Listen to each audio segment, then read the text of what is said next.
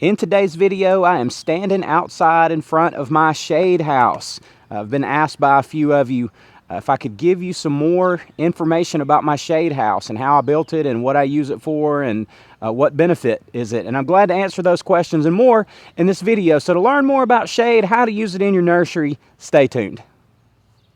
If you're new to my channel, it's good to see you. If you're not, it's good to see you again. But either way, I'm thankful that you're here. And if you would subscribe to my channel, that would be awesome. And hit the notifications bell so you know when all of my new content comes out. All of you are welcome here. I'm glad to have you watching my videos. I'm glad to see my channel growing, and I'm glad for you to be a part of it. So if you would just subscribe, that would help go a long way towards me making more videos, me getting them out to you faster, and you learning more about how to do this thing called backyard nursery. Now, let's get to the video about the shade house. Now, on my shade house, the particular dimensions here are 16 feet this way by 16 feet this way. So 16 feet by 16 feet. If you have the mind and the ability and the desire to build your own shade house and you're working with simple dimensional lumber like I am, it's almost always to build things in increments of 2 or 4 feet. So 2, 4, 6, or 4, 8, 12, 16 feet in increments of 4 or 2, just because of the dimensions of lumber, and it just makes it all easier to work with. All the math is easy and all the cuts are really easy in your construction. One thing though, that being said, that I would hate for you to think is that you've really got to know something about construction to build something like this. This is about as crude as it gets. This thing is not square, it's not level, it's not plumb, and I don't care. That's not what I built this for. I didn't build this to try to sell it. I didn't build it for a home and garden show. I built it to hold up a shade cloth that would cover my plants. And just in case you weren't aware, the plants don't care about the perfection or lack thereof of the structure they are housed under. Now, this was the first shade structure that I ever built, and it's 8 feet tall. It's a bit taller than my other one, but it's similar. It just has a wooden frame going across it with some electrical conduit that I ran through there just as supports to hold up the shade tarp that's over it. But this one, I think, is 16 by 12, and it just provides a nice, cool shaded area for some plants to grow every season. The only purpose that this shade serves, as far as I'm concerned, is just to reduce the temperature, to reduce the watering need in the heat of the summer. But as ugly, as unprofessional as they may be, you can build these things out of just about anything. And just to walk inside the door here of the shade house, it's about 7 feet tall at the center here, and I put this support post and that support post there right in the center of it just to support the span, because I have no idea if that would have stood on its own or not across a span of 16 feet, because I don't know anything about construction. So I put those posts in here, and fortunately I did that because we had a pretty heavy snow this February, and this thing supported quite a weight of snow, and every day I was kind of holding my breath out here on whether or not this thing was going to collapse. But fortunately it did hold up, but certainly would not have without these two posts in the center. Now, I do not spend a ton of time in this shade house. Really, I don't do a lot of work in here. I don't do potting in here, and just basic chores that are done around the nursery really don't happen in here. This is really a holding place and a growing place for plants. You can see the roof is way too low in here, and I'm constantly hitting my head. I'm a little over 6 feet tall, and most of this space in here is considerably less than 6 feet tall, but I built it sheerly to be functional. And when I'm talking about functional, I simply mean as a structure to hold up this shade cloth here that's above my head. Now, there are primarily two functions that shade serves for your plants. One has to do with temperature control, and one has to do with efficiency in watering. And let me just give you an example of how a structure like this, or a shade, regardless of what kind of structure you have, but let me give you an example of what kind of difference shade will make. It is a warm day in May today. It's about 85 degrees out here, but we have a heavily overcast sky, almost cloudy altogether, but just a little bit of sun peeking through. And I want to just show you down here on this pot what kind of temperatures you can reach out here. Let's see if you can read that. Okay, the surface of this pot here is about 108 degrees, as you can see. So pretty warm for a day when it's 85 degrees with almost no sunshine to speak of at all. And now back in the shade house, just to show you an example, this is a pot in the shade house. It's facing the same direction. It's receiving no additional shade from a tree or anything else, and its temperature is 85 degrees, just about the same as the air temperature. Now on a day like today in May, when we're still in the spring season and it's not an extraordinarily bright sunny day, you see how hot a pot can get sitting out in the sun. Now a pot that's at 100 degrees or 105 or 110 degrees is not terribly hot. The plant's not going to suffer on that. But what happens when we're in June, July, and August and the sun is at its highest angle of the year and it's 90 or 95 degrees outside and the sun is bright shining on these pots all day long? Let me just show you an example, and it's an extreme example, but let me show you an example of what can happen. This may just look like a stack of pots that I'm holding in my hand, and it is. But last summer, this stack of pots and some others that I have were sitting out in the sun on a day when it was probably 94 to 98 degrees with a very, very hot, bright afternoon sun. And these pots, the surface of these pots, got hot enough to melt. Let me show you this. Now, I don't know how well you can see that, but look where the heat forced the side of the pot on all of these pots to just sag. They got so hot. On a day in the summer when temperatures are extreme, the surface of these pots can get 140 to 160 degrees. And yes, that is hot enough to burn your hand when you touch it. So then just imagine this little group of arborvitaes I have sitting here, and this is just an example, but these will just sit here all summer or until I think they've grown big enough to sell. Imagine what happens then when the sun is shining right onto that pot in a summer afternoon, and that pot is so hot that I can't even touch it when that sun is shining on it.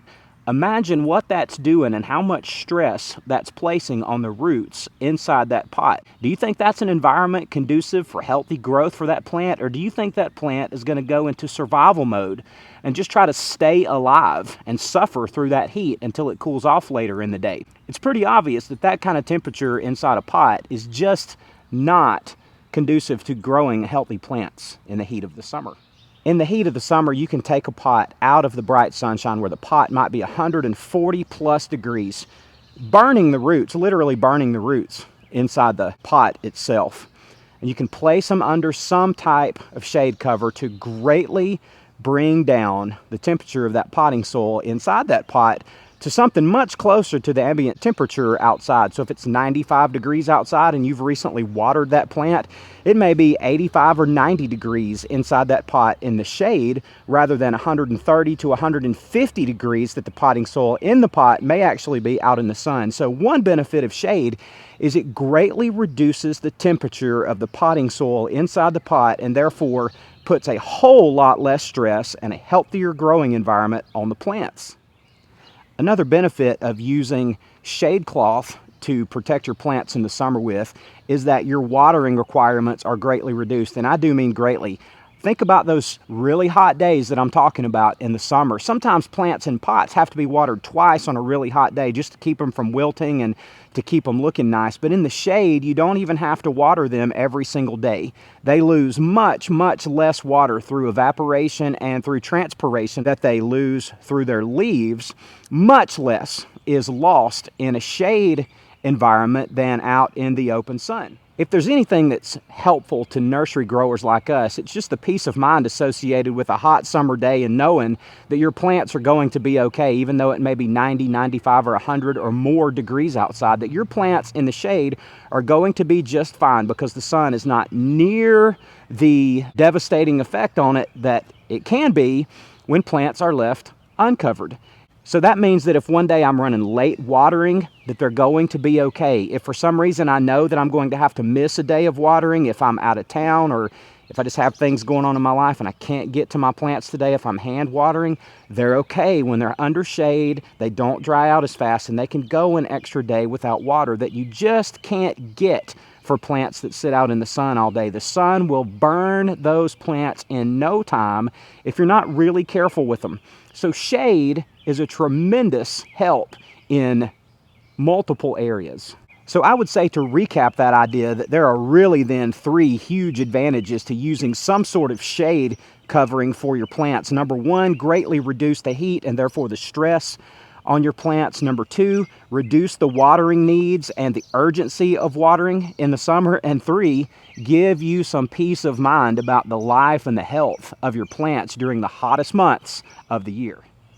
Now, as I mentioned, my shade house here is a simple 16 by 16, and I bought a piece of shade cloth to go over it from this side over the roof and down the back side over there, and you can kind of see the bottom edge of the shade cloth right there on the back wall.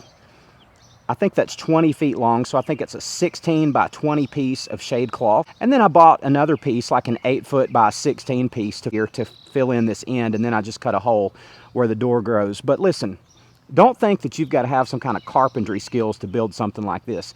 Shade shelters can be some of the most crude things you can imagine. You know, you see videos of these on YouTube with people using all sorts of PVC type structures. You see people using just about anything you can think of to just string up some ugly but yet effective means of shading their plants. This is just what I did. I bought all of this lumber and built this last year during the quarantine period from coronavirus, before the prices of lumber went up so high, but I probably got $300 to $400 total in this. So mine may be a little bit more elaborate than it needs to be. It's certainly not as elaborate as some, but just showing you that you can make a shade house as simple or as fancy as you want. Now, shade cloth is rated or graded on a percentage basis. For example, if you see a shade cloth that is a 30% shade cloth, and that means that that particular shade cloth is blocking 30% of the sun's light from penetrating through. If you get a shade cloth that's 70%, then that means it's blocking 70% of the sun penetration from coming through. Almost all plants are going to do best just kind of somewhere in the middle, 40%, 50 to 60%, somewhere in there. I think this particular shade cloth is 60%, if I'm not mistaken, but I know it's not less than 50. But almost all plants are going to do best, if you're going to use a shade, under a kind of middle percentage. If you're growing plants like foods that require full sun, like if you're growing tomatoes, for example, you're not going to want to put a 70% shade cloth over it. That's going to be too much, and they may not pollinate properly, they may not produce properly, it may stunt their growth.